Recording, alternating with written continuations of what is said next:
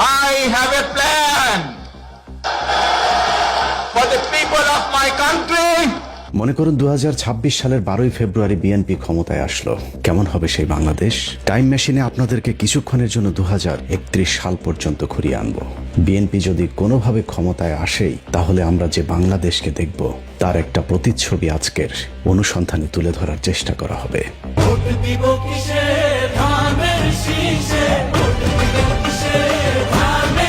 মনে করুন 12ই ফেব্রুয়ারি নির্বাচনে বিএনপি ধানের শীষ বিজয়ী হলো এবং বিএনপি সরকার গঠন করলো। তাহলে বিএনপি 12 তারিখের নির্বাচনে বিজয়ী হয়ে সরকার গঠন করলে কেমন হবে তার ভবিষ্যৎ সরকার, সেটা বুঝতে হলে তার অতীত ইতিহাস একটু দেখে আসতে হবে।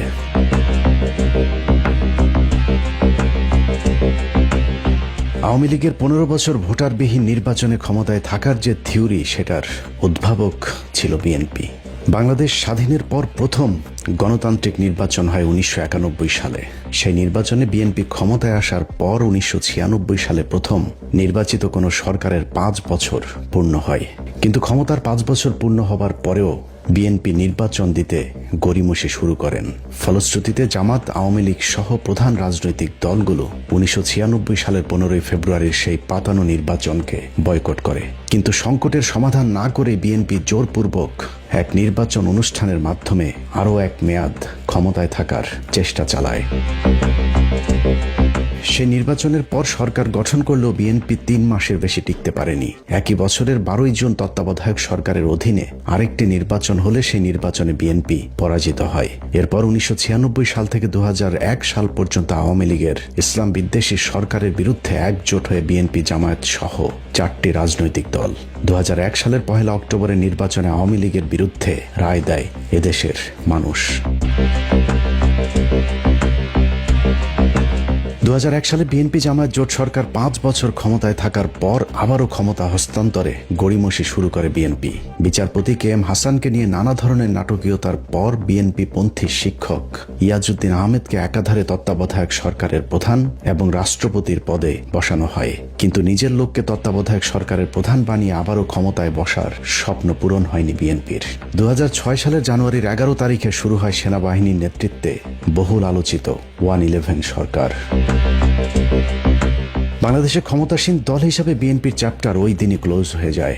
দলটি আবার কবে ক্ষমতায় আসবে তা এখনই বলা সম্ভব হচ্ছে না। তবে ক্ষমতায় থাকাকালীন বিএনপির 5 বারের দুর্নীতিতে চ্যাম্পিয়নশিপ ট্রফি থেকে শুরু করে সারের জন্য মানুষের বুকে গুলি চালানো, বিদ্যুৎ খাতে লাগামহীন লুটপাট, বিদেশে টাকা পাচারের কালিমা এখনো দগদগে হয়ে আছে বিএনপির কপালে। তবে আগের সেই বিএনপির এখন নাবিক পাল্টেছে। নতুন দলীয় প্রধানের হাতে বিএনপির নতুন নির্বাচন। এই নির্বাচনে জয়ী হলে বিএনপি দেশ পরিচালনায় কতটা সফল হবে তার কিছুটা ধারণা পেতেই আমাদের আজকের এই ভবিষ্যতের পথে বিচরণ। প্রিয় ভাই বোনেরা, বদরের যুদ্ধ নিশ্চয়ই আপনারা জানেন কম বেশি সবাই। হযরত আয়েশা তার নেতৃত্বে পরিচালিত হয়েছিল। বিএনপি 2031 সাল পর্যন্ত ক্ষমতায় থাকলে বাংলাদেশের চিত্র কেমন হবে চলুন তার একটা নমুনা দেখা যাক। বিএনপির মনোনয়ন থেকে শুরু করে প্রার্থী বাছাই, জোট গঠন, প্রচারণা, প্রতিশ্রুতি সবখানেই শুভঙ্করের ফাঁকি। আমরা প্রথমেই বিএনপির মনোনয়ন বন্টন নিয়ে অনুসন্ধানে শুরু করব, যেখানে বিএনপি খোদ নিজেদের দলের নেতাদের সাথেই মহা প্রতারণা করেছে। এটা নির্বাচনী জনসভা, সেই জন্য আমরা একত্রিত হয়েছি। বিএনপিতে ত্যাগী নেতাদের বেশিরভাগ মনোনয়ন পায়নি। অন্তত অর্ধেক প্রার্থীর বিরুদ্ধে ব্যাংকের টাকা আত্মসাৎ, দখলবাজি, চাঁদাবাজির সুনির্দিষ্ট অভিযোগ রয়েছে। তারপরেও তাদেরকে মনোনয়ন দিয়েছে বিএনপি।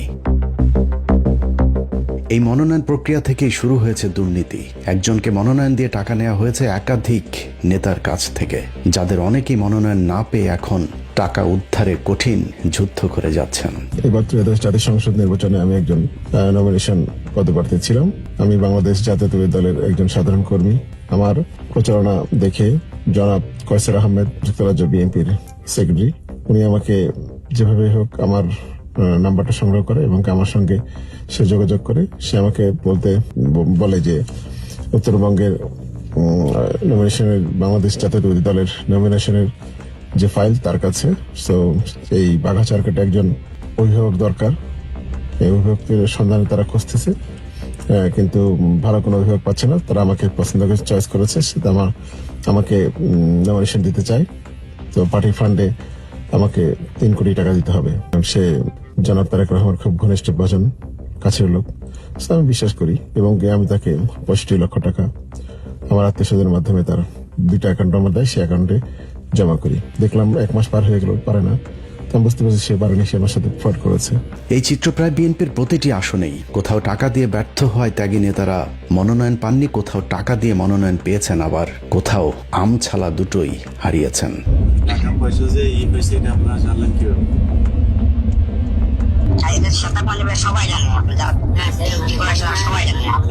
মনোনয়ন এই লোক পাইলো কিভাবে? এই লোক পাইছে আপনার এই যে মহাসচিবের সাথে তার একটা ভালো সম্পর্ক, হ্যাঁ, মহাসচিবের মাধ্যমে রংপুর বিভাগীয় সাংগঠনিক সম্পাদক আছে। উনি কত টাকা বিল হয়েছে এরকম কোনো কিছু জানেন? সম্ভবত 3 কোটি টাকা ভাইয়া। এটা ভাগ করে নিছে মহাসচিব আপনার আসাদের হাবিবুল্লাহ, আব্দুল সাত্তার পাটোয়ারি। কত আসন এটা নীলকুমারী?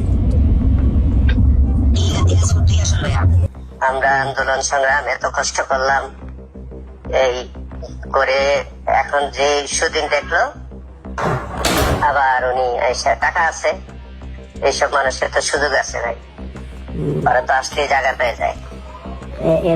আমাদের মতো মানুষের তো অনেক সমস্যা। এর চ্যানেল কে কার মাধ্যমে ইয়ে করছে? এর চ্যানেল হলো ডাক্তার জাহিদ। এক্স্যাক্টলি কোনো অ্যামাউন্ট জানছেন যে কত টাকা দিছে বা কি এরকম কিছু জানতে পারছেন? উনি তো নিজেই প্রকাশ্যে বলছে আমার 100 কোটি টাকা লাগলো, আমি আনবো, যেমনি হোক আমি আনবো। 3.5 কোটি টাকা কন্ট্যাক্ট করছিল আমার সাথে। আচ্ছা, আমাকে চাইছে, এটা আমি তো জানি তো হওয়ার কথা না, তারপরে যেভাবে বলছে আর কিভাবে ইয়ে করছি। তো এখন তো আমাকে বললো যে আগে 70 লাখ টাকা আগে দিতে হবে, পরে নমিনেশন পেলে বাকিটা, এরকম কথা তো ছিল, বলছে টলছে। তা এখন আমাকে যখন বলছে টাকা দিয়ে দিচ্ছে আগে, কিন্তু দেখলাম চাঁদ সাহেবকে যখন পবন সাহেব বিগ্রহ দিল, তখন আমি কাউসারকে ফোন দিলাম। আপনি বললেন যে নমিনেশন আমাকে দিবেন, তারেক রহমান আমাকে দিবে, এটা বললো। আপনি বলছেন তো ওই নমিনেশন তো ওনাকে দিল। তো তখন মানে সে বলছিল যে যদি ওয়েট করে 1 সপ্তাহ, যদি নমিনেশন তুমি না পাও তোমার টাকা রিফান্ড করে দিব। টাকা দিচ্ছি 65 লাখ, 70 লাখ দিইনি, 65 লাখ দিচ্ছিলাম। সবচেয়ে ধোঁকা খেয়েছেন বিএনপির সাথে যারা জোট করেছেন তারা। অনেক স্বপ্ন নিয়ে জোটে যারা অংশ নিয়েছিলেন তাদের সকলেই এখন ছেড়ে দেমা কেঁদে বাঁচে অবস্থা। এই যেমন নিজের দলের সাধারণ সম্পাদকের পদ থেকে পদত্যাগ করে বিএনপিতে যোগ দিয়ে স্বপ্ন দেখেছিলেন যদি একবারের জন্য এমপি হওয়া যায়, কিন্তু ধানের শীষ প্রতীক রাশেদ খানকে দেয়া হলেও বিএনপি কৌশলে তাদের আরেকজন প্রার্থীকে স্বতন্ত্র হিসেবে দাঁড় করিয়ে দেন ঝিনাইদহ 4 আসনে। দিন যত যাচ্ছে রাশেদ খান বুঝতে পেরেছে বিএনপির ভয়ঙ্কর ফাঁদে একুল উকুল সবই হারিয়েছেন তিনি। বিএনপির স্বতন্ত্র প্রার্থীর তাণ্ডবে রাশেদ খান নির্বাচনের মাঠে কোণ ঠাসা হয়ে পড়েছে। পরিস্থিতি যা দাঁড়িয়েছে, ঝিনাইদহ 4 আসনে রাশেদ খান তার নিজের ভোটটাও দিয়ে এলাকা ছাড়তে পারবেন কিনা তা নিয়ে সংশয় তৈরি হয়েছে। কারণ রাশেদ খানকে এরই মধ্যে অবাঞ্ছিত ঘোষণা করেছে ঝিনাইদহের বিএনপির নেতাকর্মীরা।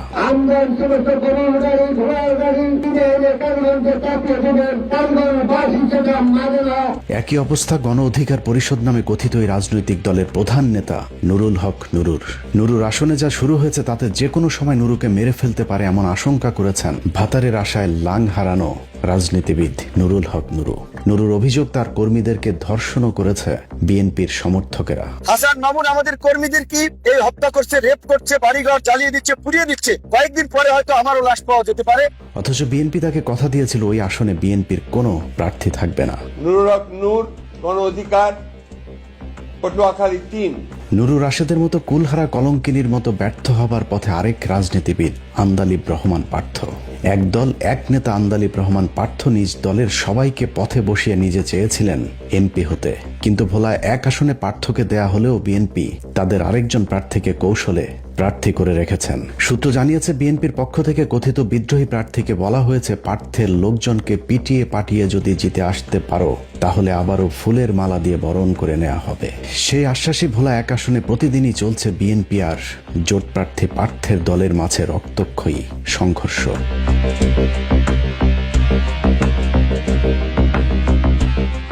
এভাবে বিএনপির জোটে যারা গিয়েছেন তাদের সকলেই এখন বিএনপির সাথে জোট করার কর্মফল ভোগ করছেন, অথচ জামায়াত ইসলামের জোটে যারা অংশ নিয়েছেন তাদের প্রার্থিতা ঘোষণার সাথে সাথেই জামায়াত ইসলামের সম্ভাব্য প্রার্থীরা তাদের প্রার্থিতা প্রত্যাহার করে নিয়েছেন।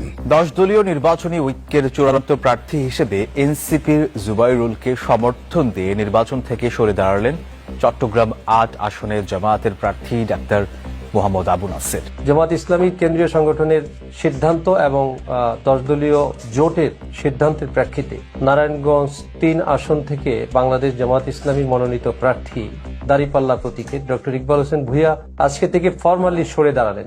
জামায়াতের এসব প্রার্থীদের অনেকের নিশ্চিত জয়ের সম্ভাবনা থাকা সত্ত্বেও তারা ভোটারদের চোখের পানিতে বিদায় নিয়েছেন। এটা কোনোভাবে আমি নিতে পারতেছি না।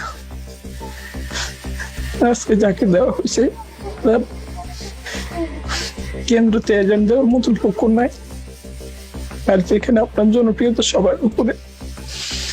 আমরা খুব আশাবাদী ছিলাম এবার রামমোহন রায়কে আপনাকে বিপুল ভোটে বিজয়ী করবো ইনশাল্লাহ, কিন্তু ভাই যে সিদ্ধান্ত কেন্দ্র থেকে নেওয়া হয়েছে এটা কোনোভাবে মেনে নিতে পারতেছি না। আমার কেন জানি মনে হচ্ছে আপনি এককভাবে নির্বাচন করলেও আপনি আমার সংসদে যাবেন ইনশাল্লাহ। নির্বাচনের জোটে আসা প্রার্থীদের সাথে বিএনপি যে প্রতারণা করেছে তাতে এই দলের সাথে ভবিষ্যতে কেউ জোট করবে কিনা তা নিয়ে সন্দেহ তৈরি হয়েছে। তাদের এখন নিরাপত্তা নিয়ে আমরা শঙ্কিত। অনতিবিলম্বে হাসান মামুনের প্রার্থীতা বাতিল করতে হবে। নিজের জোট সঙ্গীদের সাথে প্রতারণার পাশাপাশি বিএনপি ভোটারদের সাথেও প্রতারণা শুরু করেছে। ফ্যামিলি কার্ডটা আমরা ইনশাআল্লাহ সরকার গঠন করলে যত পরিবার আছে বাংলাদেশে আমরা চেষ্টা করব সবাইকে দিতে। দীর্ঘ 17 বছর ঢাকা লন্ডন যৌথ প্রযোজনায় বিএনপি একটি কার্ড উদ্ভাবন করেছে যার নাম ফ্যামিলি কার্ড, কিন্তু এই কার্ড আরো 4 বছর আগে পুরাতন হয়েছে। শেখ হাসিনার সময়েই 1 কোটি ফ্যামিলি কার্ডকে স্মার্ট কার্ডে রূপান্তরিত করা হয়েছিল, কিন্তু দুর্নীতি আর অব্যবস্থাপনায় সেই প্রকল্প ব্যর্থ হয়। 1 কোটি ফ্যামিলি কার্ড পরিণত হয়েছে স্মার্ট কার্ডে। রাজধানীর বিভিন্ন অঞ্চলে বিতরণ করা হয়েছে এই আধুনিক কার্ড। হাসিনার আমলে শুরু হয় স্মার্ট কার্ড আবারও পুরাতন ভার্সন ফ্যামিলি কার্ডে ফিরিয়ে নিয়ে 1 কোটির পরিবর্তে 50 লাখ কার্ড দেওয়ার মহা এক পরিকল্পনা হাতে নিয়েছে বিএনপি। এগুলো কিসের কার্ড? এগুলো কিসের কার্ড? এগুলো কি বিতরণ করেন? কিসের কার্ড এগুলো? হাতে নাতে ধরা হয়েছে কার্ড বিতরণ করেন। এইগুলো দাম শেষে ভোট দিন আর ফ্যামিলি কার্ড এগুলো। হ্যাঁ, এটা হলো যদি এদের ফাইল শেখ হাসিনার 10 টাকা সে চাউলের মতো, 10 টাকা সে চাউল কিনে ঘরে চাউল রাখার জায়গা নেই। তারপরেও সমস্যা নেই, খালি হাতে ফেরানোর চেয়ে কিছু একটা দিচ্ছে তাতেও সমস্যা কি? কিন্তু বিএনপি নির্বাচিত হবার আগেই যে জালিয়াতি শুরু করেছে তাতে জনমনে আশঙ্কা তৈরি হয়েছে বিএনপির এই ফ্যামিলি কার্ডটুকু পাওয়া যাবে কিনা। তারেক রহমান ইতিমধ্যে ঘোষণা করেছেন বাংলাদেশের 50 কোটি লোকেরকে ফ্যামিলি কার্ড দেওয়া হবে। 18 থেকে 20 কোটি মানুষের দেশে বিএনপি প্রতিশ্রুতি দিচ্ছে 50 কোটি কার্ড বিতরণের। কোথাও আবার এই কার্ডে হরেক রকমের পণ্যের সাথে নগদ টাকা দেওয়ারও মিথ্যা আশ্বাস দেওয়া হচ্ছে। এই যে ফ্যামিলি কার্ড গুলো বিতরণ করছেন এটা বিএনপি সরকার থেকে দেওয়া হয়েছে। আজকে ফ্যামিলি কার্ডের বিনিময়ে পণ্য বিক্রি হচ্ছে, 1300 টাকা করে সেই পণ্য দেওয়া হচ্ছে ফ্যামিলি কার্ডে। 2000 টাকার মাল সামানা দেওয়ানোর পর নগদ টাকা দিব আর 2000 টাকা এই দানের শীষে ভোট দিলে। বাজারে গেলে ফ্যামিলি কার্ড নিয়ে গেলে 100 টাকার বাজার 50 টাকা হয়ে যাবে। ফ্যামিলি কার্ডের সাথে কোথাও আবার কৃষি কার্ডও দেওয়া হচ্ছে।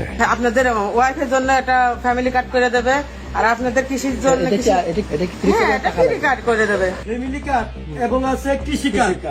কৃষি কার্ডে কৃষি সরঞ্জামাদি যত আছে সার কীটনাশক সহ সবকিছু।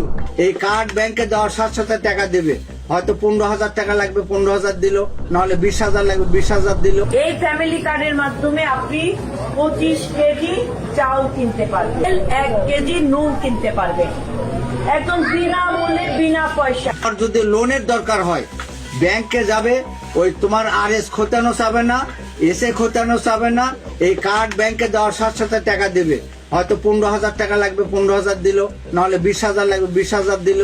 জালিয়াতির এখানেই শেষ নয়, বিএনপির নেতাকর্মীরা বিভিন্ন জায়গায় গ্রামের সহজ সরল মানুষকে বোকা বানিয়ে ফ্যামিলি কার্ডের নামে তাদের কাছ থেকে হাতিয়ে নিচ্ছেন বিভিন্ন অঙ্কের টাকা। 100 টাকা নিছে, আরো 7 জনের কাছ থেকে 750 টাকা করে টাকা নিছে। ফেরাসে কোন একটা ফ্যামিলির দেয় নাই, সে ভাইগে গেছে।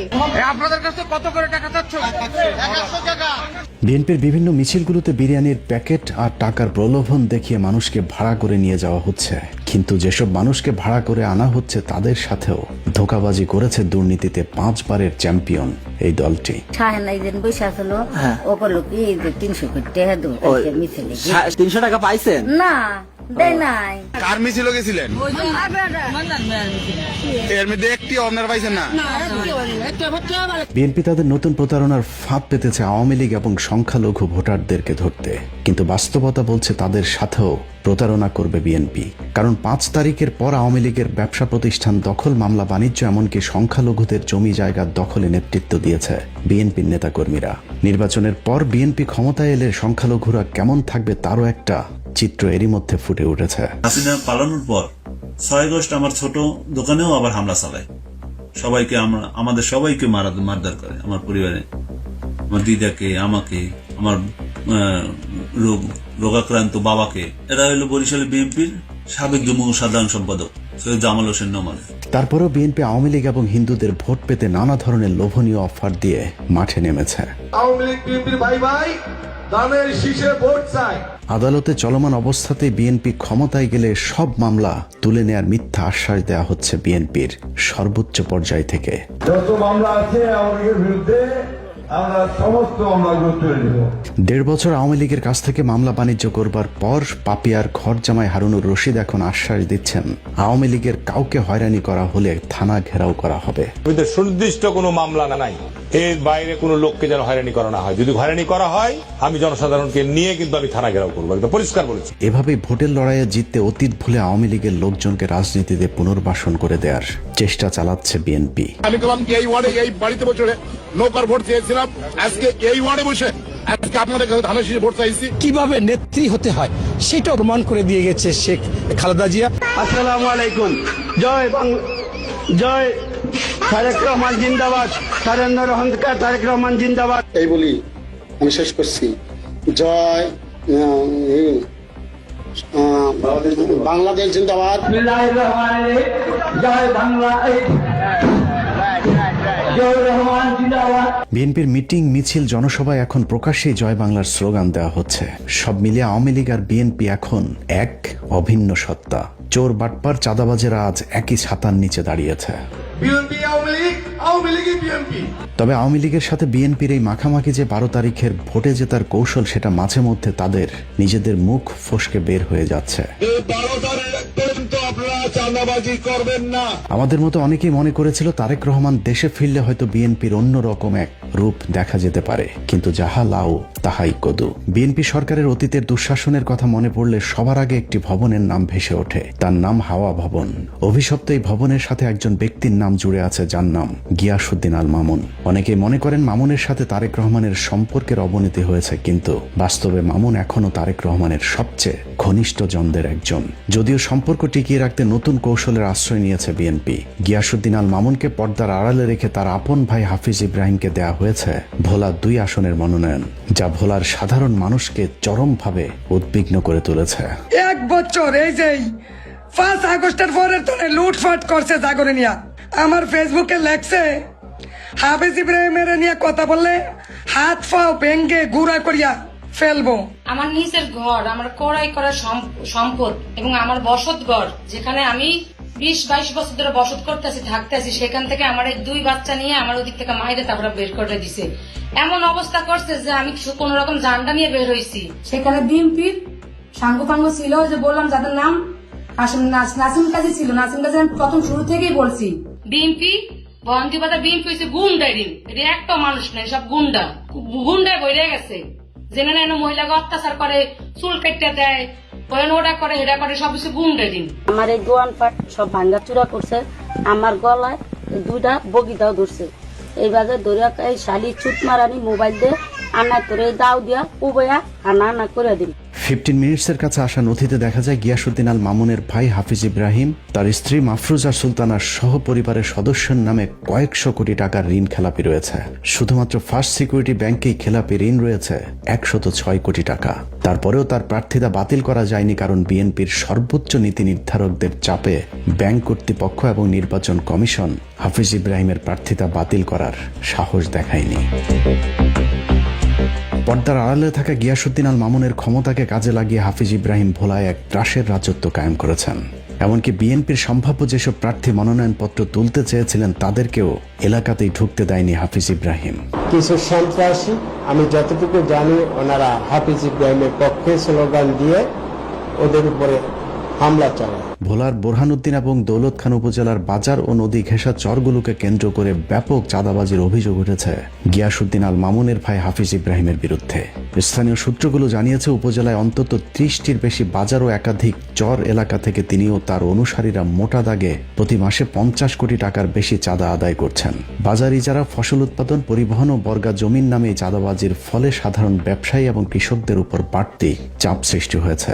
এর বাইরেও কৃষকদের বাড়ি থেকে হাঁস, মুরগি, গরু জোরপূর্বক ধরে নিয়ে যেয়ে খেয়ে ফেলার অভিযোগ উঠেছে হাফিজ ইব্রাহিমের অনুসারীদের বিরুদ্ধে। রুবেলা দ্বারে আমাকে হাঁস, মুরগি, গরু, ছাগল, ভেড়া লইয়া যায়, আমরা জিগাইলে কাকা হাফিজ ইব্রাহিমে কইছে। হাফিজ ইব্রাহিমের দয় দিয়ে আমার উপর এত অত্যাচার করে, আমাকে ছাগল যা আছে সবই লিয়ে যাই গিয়ে যায়।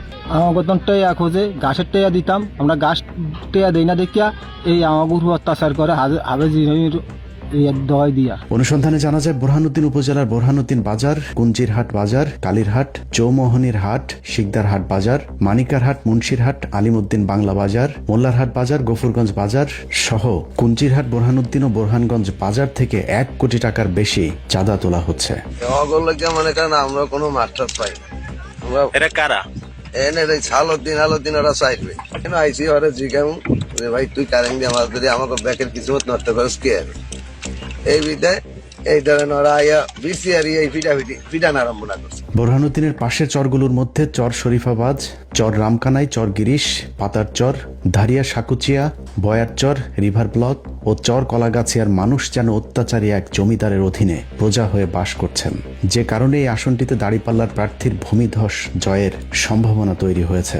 ফলশ্রুতিতে ভোলাতেই সবচেয়ে বেশি হামলার শিকার হচ্ছেন জামায়াত প্রার্থী অধ্যাপক মাওলানা নজরুল ইসলামের অনুসারীরা। এভাবে বহর করতেও দিবেন না, বহর না ধানের শীষ নিয়ে বহর দিলে মাত্র হাফিজ ইব্রাহিম দিবে। একই অবস্থা দেশের প্রায় সব বিএনপির প্রার্থীদের। বিএনপি যেন বেছে বেছে অবৈধ টাকার পেশি শক্তির অধিকারী প্রার্থীদেরকেই বাছাই করেছেন। বিএনপি ক্ষমতায় আসলে এদেশের মানুষ কেমন থাকবে তা বোঝার জন্য আরেকটি আসন থেকে ঘুরে আসব, যেখানে ক্ষমতায় আসার আগেই মানুষের জীবনে নাভিশ্বাস তুলে দিয়েছে বিএনপি মনোনীত প্রার্থী শরীফুজ্জামান শরীফ আর তার ভাই টরিক। বাংলাদেশে যত দামি দামি লোক আছে, যত প্রেসিডেন্ট ছিল, যত মন্ত্রী ছিল, এমন কেউ নাই আমার দরবারে যায় নাই, এমন কোন পার্টির নেতা নাই আমার কাছে যায় নাই। চুয়াডাঙ্গা 1 আসন থেকে মনোনয়ন পাওয়া সাবেক চরমপন্থী নেতা শরীফুজ্জামানের বিরুদ্ধে চাঁদাবাজি, দখল, লুটপাট, এমনকি খুন ধর্ষণের অভিযোগ রয়েছে। শরীফের আপনি হলো মানে একটা বেহায়া, একটা কান কাটা, একটা নির্লজ্জ বেহায়া পুরুষ। ওর ইজ্জত শেষ হয়ে যাক, ওর বউয়ের ইজ্জত শেষ হয়ে যাক, তা নিয়ে ওর কোনো মাথা ব্যথা নাই। বক্তব্য দেয় নারী শরীফুজ্জামানের সাবেক স্ত্রী, যাকে গোপনে বিয়ে করে কিছুদিন ভোগ করার পর শরীফুজ্জামান ছুড়ে ফেলেছেন। শরীফ আমাকে ওই যে লিডার তারেক রহমান নিজেই ভালো না, শুধু কে কথা বলছে, আরো কত কিছু বলছে। থানার মধ্যে আমাকে বলছে আপনি তারেক রহমানের কাছে যাই কি করবেন, বা ফখরুলের মহাসচিবের কাছে যেয়ে কি করবেন। ওই দিনও থানায় আমাকে বলছে এবং সার্কেল এসপির সামনে বলছে। তারেক রহমানকে জিজ্ঞাসা করবো, সার্কেল এসপি তো পুরো ওদের হয়ে কাজ করছে। 5 আগস্টের পর নিজের অবস্থান পরিবর্তনের সাথে সাথে নিজের স্ত্রীও পরিবর্তন করেছেন। নানাভাবে ওই নারীকে মুখ বন্ধ রাখার চেষ্টা করে ব্যর্থ হবার পর মিথ্যা স্বর্ণ চোরা কারবারের মামলায় জেলে পাঠিয়েছে শরীফ। ভোরবেলা হামলা করে নিয়ে গেল, নিয়ে যাওয়ার পরেই শুনতে গোয়েন্দা বাহিনী আমাকে জানায় যে আপনার মেয়েকে নিয়ে গেছে চুয়াডাঙ্গা সদরে। আমি যে দেখি সদরেও নাই, কোর্টেও নাই। তারপর আমি আবার শুনলাম যে জেলখানা। তো মেয়েকে ডাক দিয়ে বললাম যে পুতুল কি হয়েছে? কইছে মা আমাকে বলছে কি পুলিশ যে তুমি উঠো কোর্টে। না তো কেন? না তো তুমি যে শরীফের নামে মামলা করতে চেয়েছো সেটা পোট আপ করবো। কইয়া নিয়েছে, নিয়ে না মা আবার আমাকে জেলখানাতে ভরে দিয়েছে। ইলিয়াস ভাইয়ের প্রতিবেদনে আমার বোন সাক্ষাৎ দেওয়ার পরেই ভোরবেলা আমার বোনকে শরীফ আর শরীফের গুন্ডা পান্ডা বাহিনী পুলিশ দিয়ে আমার বোনকে তুলে নিয়ে যায়। একটি স্কুলের গানের শিক্ষিকা ওই নারী বিএনপির রাজনীতির সাথে জড়িত ছিলেন। এমনকি পুরো পরিবার আওয়ামী লীগ সরকারের আমলে হামলা মামলার শিকারও হয়েছিলেন একাধিকবার। অথচ নিজের স্বার্থে বিএনপির এমপি প্রার্থী শরীফ তাকে বন্দী করে রেখেছেন। আর পুতুলের পরিবারের এখন সময় কাটে আদালতের বারান্দায় বারান্দায়। ছোটবেলা থেকে তার চিনি একখানে রয়েছি তা শিক্ষিত করে এইসব ব্যবসা করে, এইসব ব্যাপারে শোনাই। পুতুল মেয়েটা খারাপ না, এটি যা মানুষে বলছে এটা মনে করেন একটা সত্যাঙ্গ করে বলছে। তো আমার তো বলতাম দেখি আমি তো 2 বার 3 বার এদিকে আটিয়া যায়। আমরা দেখিনি তার খারাপ আচরণ আমরা কোনদিন দেখি। এইভাবে আরো নির্যাতন হতে থাকে তাহলে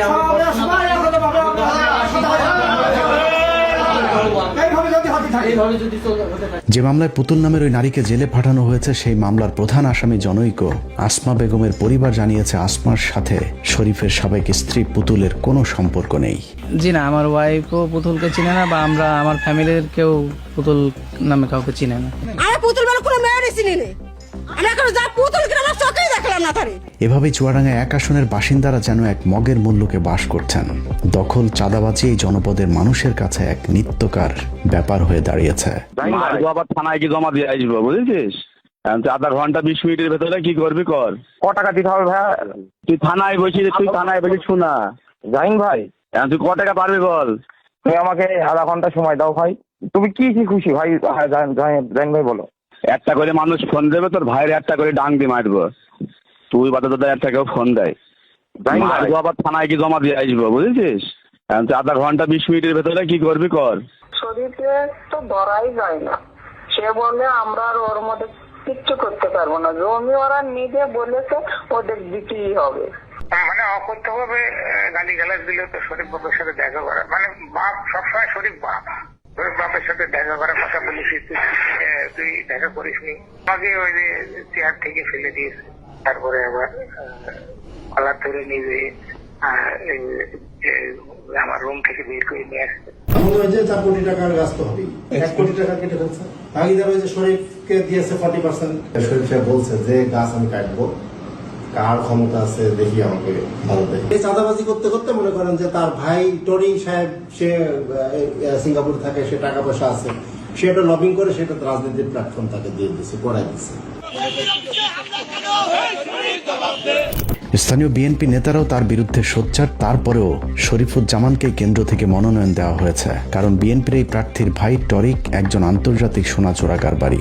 ডায়মন্ড ওয়ার্ল্ডের মালিক দিলীপ আগারওয়ালার ব্যবসায়িক পার্টনার টরিক সিঙ্গাপুরে ব্যবসার নামে বিএনপির অনেক নেতার টাকা পাচারের অন্যতম সহযোগী, যে কারণে বিএনপির তাকে প্রয়োজন। চুয়াডাঙ্গা আলমডাঙ্গায় যে চাঁদাবাজ হচ্ছে, এই চাঁদাবাজ গুলা শরীফের নেতৃত্বে হচ্ছে এবং দখল করছে এবং বহু টাকা চাঁদা তুলেছে চুয়াডাঙ্গা এবং আলমডাঙ্গা, এবং আওয়ামী লীগের লোককে শেল্টার দিচ্ছে এবং চাঁদা তুলছে। তার নেতৃত্বে বিএনপি ঐক্যবদ্ধ থাকবে কিনা, এখন বিএনপি 5টা খণ্ডে খণ্ডিত, রাজনৈতিক অবস্থান একেবারে নাই বললেই চলে। আজ চুয়াডাঙ্গা জেলার সেক্রেটারি নির্দেশে তার পেটোয়া বাহিনীর অস্ত্রে শস্ত্রে সুসজ্জিত হয়ে আজকে আমার বাড়িতে অ্যাটাক করে।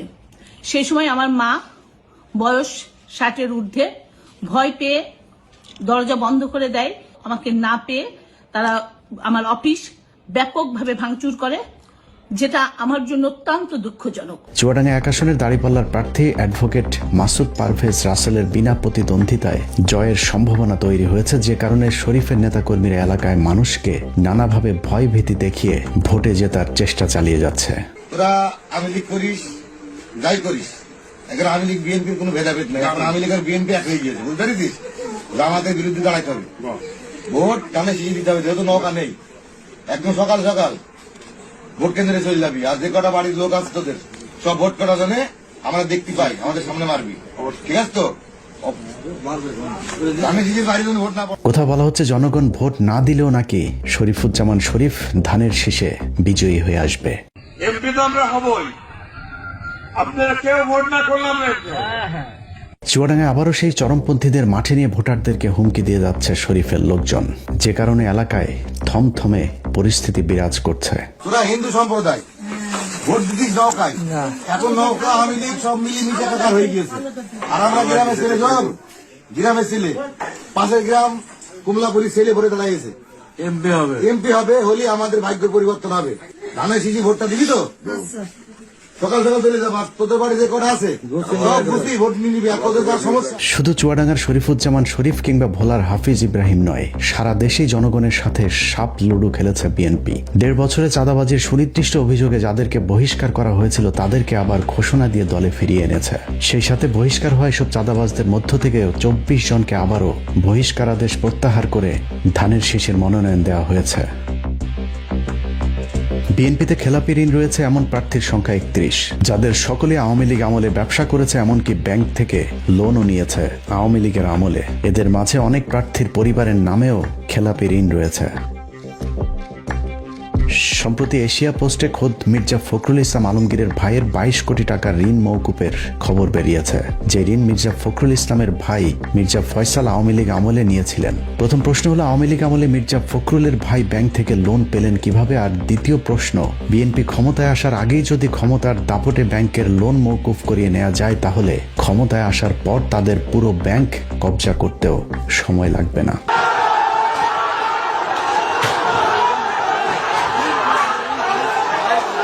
সারা দেশের বাস্তবতায় দেশের অস্তিত্বের প্রশ্নে মানুষ এখন দাঁড়িপাল্লার পক্ষে। বাংলাদেশের মতো তৃতীয় বিশ্বের দুর্নীতিগ্রস্ত একটি দেশের রাজনৈতিক দল হয়েও জামাত ইসলামের নেতাকর্মীরা যেভাবে নিজেদেরকে দুর্নীতি চাঁদাবাজ মুক্ত রেখেছেন তা মানুষকে চরমভাবে উদ্বেলিত করেছে। প্রতিপক্ষের এই জোয়ার ঠেকাতে বিএনপি সন্ত্রাসের পথ বেছে নিয়েছে। বিভিন্ন জায়গায় জামাতের পুরুষ কর্মীদের সাথে না পেরে নারী কর্মীদের উপর ন্যাক্কারজনক হামলার পথ বেছে নিয়েছে বিএনপি।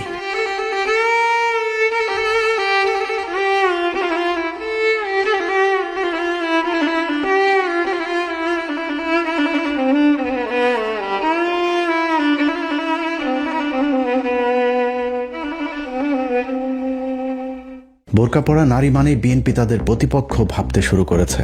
এ যেন আওয়ামী লীগের ভয়ঙ্কর রূপ বিএনপির উপর ভর করেছে। যদি কোনো বোরকা টোরকা দাড়ি যদি দেওয়া হয়, সন্দেহ হয়, সেখানে ধরে ফেলবেন। আমাকে মারিছে, আমার পাশে আমার রত্নাপা ছিল, ওনার বুকে 2টা কিল মারিছে। তারপরে শাহানাজ আপা, আমার মুসলিম আপা, নুরুন নাহার আপা, মানে আমাদের সবাইকে এক কথায় মেরেছে। নিজেরাই মা বোনদের উপরে হামলা করে, বিভিন্ন জায়গায় নারীদের হিজাব টেনে খুলে ফেলে। এইরকম সাহস বাংলাদেশে যাতে আর কেউ না করতে পারে, তার জন্য আমার মা বোনেরা ঐক্যবদ্ধ থাকবেন ইনশাল্লাহ। শুধু ভাইদের গায়ে না, আমাদের মায়েদের গায়েও তারা হাত তুলেছে, আমরা তার তীব্র নিন্দা জানাই। ওরা কি মায়ের পেট থেকে জন্ম নেয় নাই? ওদের ঘরে কি মা বোন নাই? মা বোনদের প্রতি সামান্য সম্মান দেখানো, নিশ্চয়ই তারা পরিবার থেকে সেই শিক্ষা পেয়েছে। যদি না পেয়ে থাকে, এটা দুর্ভাগ্য। দীর্ঘ 15 বছরের দুর্বিষহ এক কালো রাত পেরিয়ে দেশের মানুষ তাদের ভাগ্যাকাশে নতুন এক সূর্য দেখার স্বপ্ন দেখেছিল। কিন্তু সেই আলোর মাঝে কালো মেঘ হয়ে দাঁড়িয়েছে বিএনপি নামক এক অন্ধকার দানব। যে পর্যন্ত আপনার ভোট কেন্দ্র থেকে ভোটের ডিক্লার না আসবে, সেই পর্যন্ত আমরা ভোট কেন্দ্র ঘেরাও করে রেখে কেন্দ্র থেকে ডিক্লার নিয়ে তারপরে আমরা উপজেলায় অবস্থান করব। অনেক তাজা প্রাণের বিনিময়ে অর্জিত এই স্বাধীনতা রক্ষায় আবারও সবাইকে এক হতে হবে। দুর্নীতি, দুঃশাসন, চাঁদাবাজি, সন্ত্রাসের বিরুদ্ধে আপনাকেই রুখে দাঁড়াতে হবে। আপনার মূল্যবান ভোটে নির্ধারিত হবে দেশের ভবিষ্যতের গতিপথ। সিদ্ধান্ত নিতে ভুল করলে আবারও অন্ধকার নেমে আসতে পারে এ জাতির ভাগ্যাকাশে। দিন বদলের এক মাহেন্দ্রক্ষণে ইতিহাসের সাক্ষী হতে সত্য আর সুন্দরের পক্ষে রায় দিন। ভোট দিন দাঁড়িপাল্লায়। সন্ত্রাস, চাঁদাবাজের প্রতীক ধানের শীষকে না বলুন। আল্লাহ হাফেজ।